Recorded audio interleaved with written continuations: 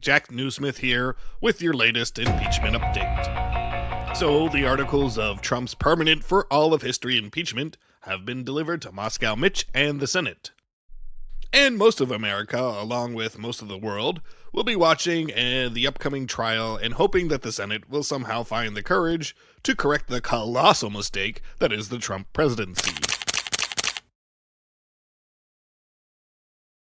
Unfortunately, we all know that the GOP will likely put Russia above country, but let's recap how we got here anyway.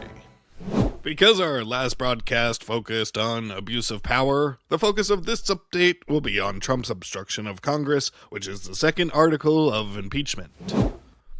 Russia is where the story of Trump's impeachment begins. Somehow, despite losing the popular vote by 3 million votes, Trump won the presidency, getting by with the help of his Russian friends. You will recall that the Mueller investigation found that Russia had interfered in the 2016 election. In fact, 6 people closely associated with the president, including his campaign advisor and personal attorney, have been sentenced as a result of this investigation into interference of the 2016 election.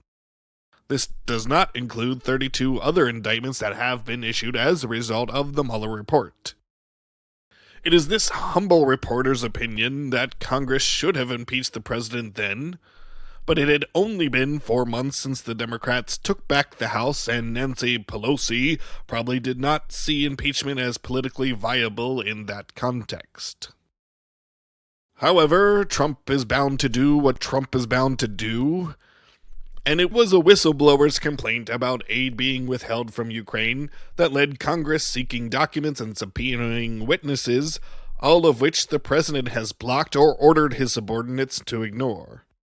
I say it's enough, but we're fighting all the subpoenas. Nancy Pelosi says Congress has the constitutional responsibility of oversight, and she denies the investigations are purely political. It's not about politics, it's about patriotism.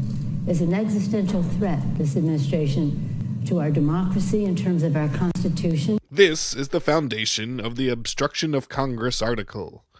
Congress is granted the power of subpoena under Article 1, Section 6 of the Constitution, and it is illegal to ignore a congressionally issued subpoena, even for the president. And the president seems to want to have it both ways. On the one hand, he would like to claim that he was not afforded due process. The fact that due process is not really a thing when it comes to an impeachment process is often overlooked. But on the other hand, Trump also has blocked the investigation at every turn.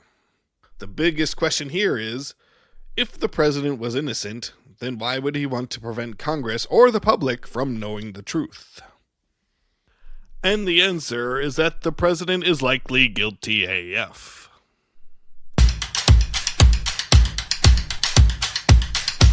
You know he's guilty, oh so guilty, jam on. You know he's guilty, guilty AF, jam on.